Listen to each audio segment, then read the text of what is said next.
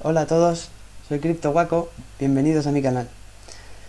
Y hoy vamos a hablar de cómo estas tecnologías del blockchain y las criptomonedas van a descentralizar el mundo y por qué creo que el mundo en el futuro será descentralizado. Pues bien, es que vivimos en un mundo que actualmente está dividido en dos. Por un lado tenemos 4.000 millones de personas, un 57% de la población que está documentada y bancarizada, y por otro lado tenemos 3.000 millones de personas, un 42% de la población que está indocumentada y sin cuenta bancaria, y por lo tanto se encuentran a la sombra.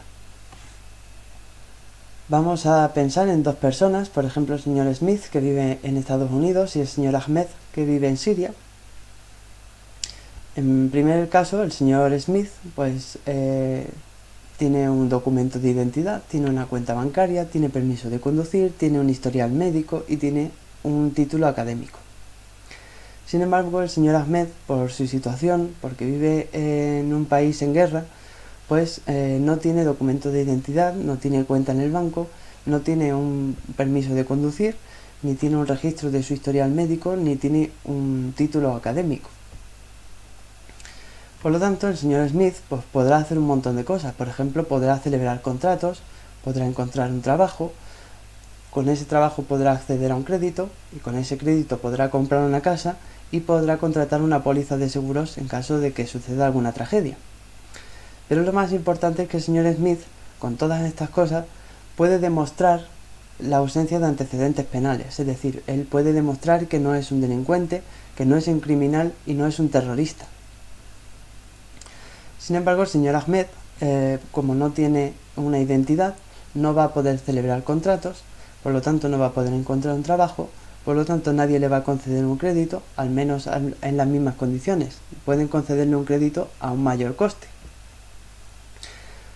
No podrá comprar una casa, o por lo menos no podrá registrar en ninguna parte que él es el propietario de esa casa.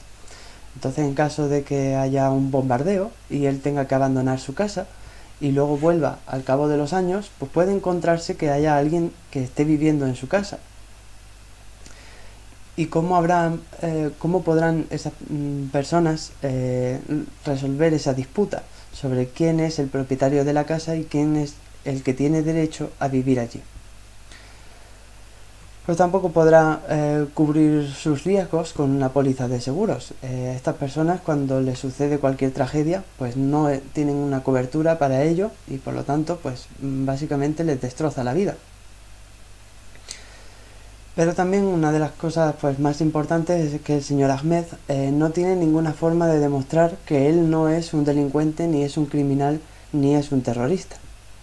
Aunque no haya cometido un delito en su vida, pero no tiene manera de demostrarlo. Pues bien, blockchain supone una gran oportunidad para el señor Ahmed. En primer lugar, porque es una base de datos pública, segura y descentralizada. Quiere decir que todo el mundo puede acceder a la información que hay en esa base de datos. Y por lo tanto, él puede hacer un registro permanente, inmutable y resistente a la censura. Ese registro que sea permanente significa que todo lo que él registre en esa base de datos va a permanecer para siempre. Y es inmutable porque nadie puede borrar o modificar los datos de esta base de datos por mucho poder o por mucho dinero que tenga. Entonces el señor Ahmed, gracias a blockchain, va a poder registrar certificados de nacimiento y por lo tanto tener un registro de la identidad de su familia. También podrá registrar en esta base de datos sus títulos de propiedad.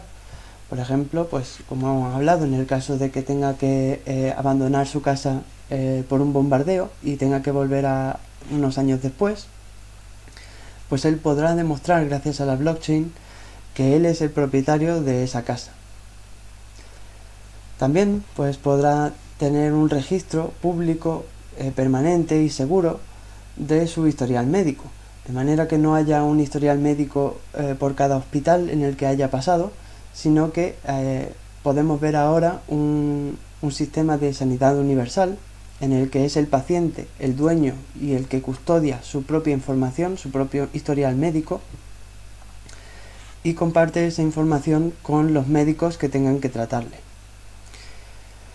También en esta base de datos él va a poder registrar un certificado de autenticidad, de manera que él puede demostrar no solamente que sus productos son originales, que no son falsificaciones, sino que también los productos o medicamentos que él consuma, pues también podrá estar seguro de que son auténticos y no han sido falsificados. Y es también porque en la blockchain se puede hacer un registro de todos los controles de calidad que ha tenido un producto durante toda la cadena de suministro. Por ejemplo, desde que se cosecha un alimento, todo el transporte y todos los procesos por los que va pasando, a qué temperatura está pasando, por ejemplo, todo eso podría ser registrado en una base de datos, en una blockchain, para dar más transparencia y más seguridad a los consumidores. Otra cosa muy importante que puede hacer la blockchain es registrar la propiedad de los datos. Esto es muy importante para la privacidad porque hoy en día la propiedad de los datos no está clara. Entonces cualquier persona puede acceder a nuestros datos, y no solo a nuestros datos, nuestras publicaciones en redes sociales, sino también a datos que son privados como nuestra geolocalización, nuestros gustos, nuestros perfiles psicológicos, etc. Y no solo eso, sino que la blockchain también nos permite hacer una trazabilidad de los datos, es decir, que yo puedo saber quién está utilizando esos datos y para qué. Y por lo tanto puedo demostrar que yo soy el propietario de esos datos, de esa propiedad intelectual, y puedo cobrar por el uso que todo el mundo haga de mis datos.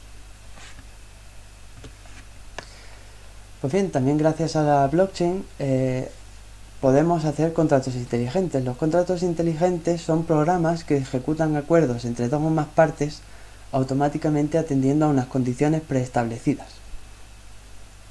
Hay que pensar en un contrato inteligente como una máquina dispensadora, en la que es muy fácil de predecir el comportamiento que va a tener el contrato inteligente. Siempre que le introduzcas el input, por ejemplo una moneda de 1 euro, siempre te va a devolver una botella de agua. Y eso va a suceder siempre, y siempre que introduces una moneda estás seguro de que vas a poder disfrutar de una botella de agua. Pues bien, igual funcionan los contratos inteligentes. Se ejecutan de manera automática y de manera autónoma. Algunos ejemplos para entenderlo mejor serán las transacciones multifirma. Sabemos que para hacer una transacción de criptomonedas necesitas firmar con tu llave criptográfica. Pues bien, con un contrato inteligente ahora podemos establecer una condición, que es que para que se realice una transacción se tienen que producir 2 firmas o más, ¿no? Entonces, de manera que si solamente una de las 2 personas firma, la transacción no se va a realizar. Solamente si la firman las 2 personas, entonces se liberarán los fondos y se realizará la transacción. Pues bien, este es un ejemplo muy sencillo, muy fácil. Con progresivamente más complejos, ¿no? Pues vamos a ver la financiación abierta y condicionada. En este caso, pues imagina que tenemos una idea, un proyecto o un negocio que necesita financiación. Entonces podemos pedir financiación en internet a personas anónimas de todo el mundo y en pequeñas cantidades, de manera que establezcamos una fecha límite y con un objetivo, de manera que si llega la fecha límite y no hemos cumplido el objetivo, el dinero se devolverá a todas las personas que hayan invertido en nuestro proyecto. Hay que entender también que el contrato inteligente no necesita de la intervención de un ser humano. El día que llega la fecha límite no hace falta que nadie se meta, compruebe si se ha cumplido el objetivo o no y le dé al botón de liberar los fondos o devolverlos, sino que todo esto lo hace el contrato inteligente por sí solo. Él automáticamente y de manera autónoma, cuando llegue la fecha, va a comprobar el estado del saldo del contrato inteligente y va a evaluar si el saldo de ese contrato inteligente cumple con el objetivo o no lo cumple. Si cumple con el objetivo, pues adelante, liberará los fondos y el proyecto para el que se haya financiado pues podrá salir adelante. Pero si no se ha cumplido el objetivo en la fecha límite, automáticamente el contrato inteligente va a devolver el dinero a todas las personas que hayan colaborado en el proyecto. De igual forma, pues podemos imaginar un sistema de seguros descentralizados en el que millones de personas de todo el mundo hacen microaportaciones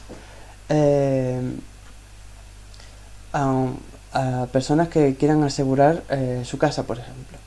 Y en el caso de que tu casa pues se queme,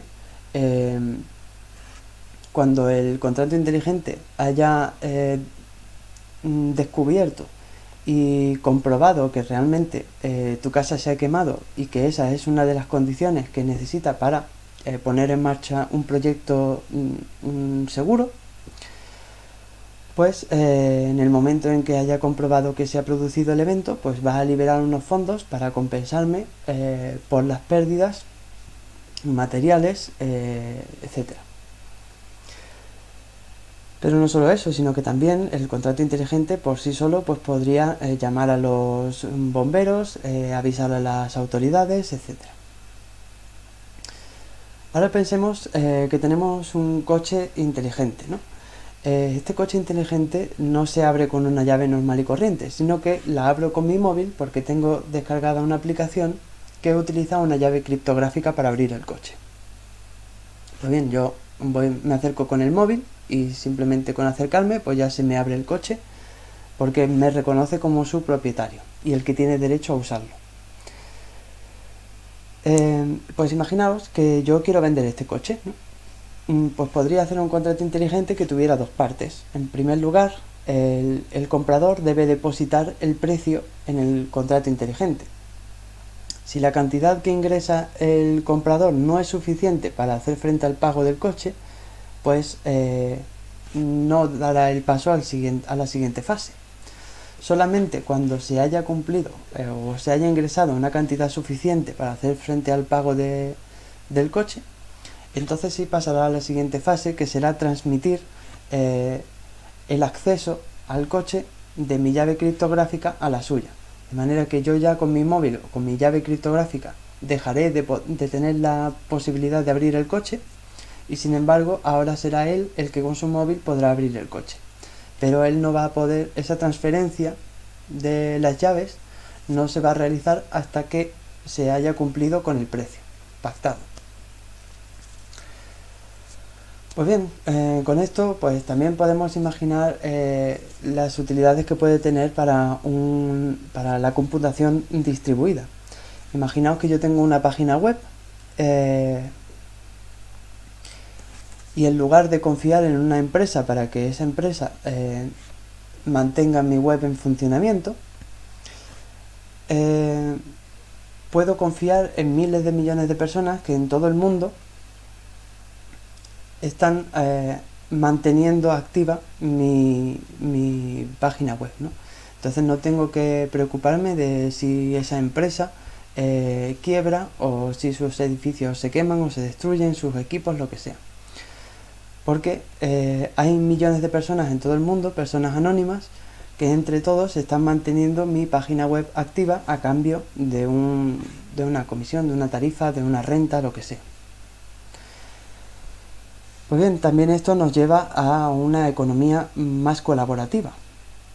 Pensemos, por ejemplo, los coches estos compartidos que hay por ahí aparcados, o bicicletas, o patinetes, o incluso hogares, ¿no? Que puedes acceder a ellos o desbloquearlos a través de tu móvil, como hemos visto en el caso de un coche. Pues de la misma manera, pues de manera descentralizada y de manera colaborativa podemos compartir un coche entre todos y mientras que la propiedad es de todos, su derecho de uso pues va distribuyéndose, pues no sé, por días, por horas o como esté pactado según el contrato inteligente. Lo mismo se pueden hacer con las casas, los pisos de uso turístico, etcétera. Entonces volvamos al señor Ahmed, y es que gracias a todas estas innovaciones tecnológicas, podemos vislumbrar en el horizonte un futuro en el que tengamos unas finanzas descentralizadas, con las que el señor Ahmed va a poder construir su propia reputación. Con esa reputación va a poder obtener crédito a menor coste. Con ese crédito va a poder comprar y vender productos o servicios online y podrá demostrar la propiedad de sus bienes. Podrá proteger su patrimonio y asegurarse contra el riesgo. Entonces, esta es la razón por la que miles de millones de personas necesitan esta tecnología en todo el mundo. La necesitan de manera urgente y desesperadamente. Y por lo tanto, pues por eso pienso yo que el futuro va a tender en esta dirección y que el futuro va a ser cada vez más descentralizado. Así que nada más, espero que os haya gustado este vídeo, muchas gracias por verlo y hasta pronto.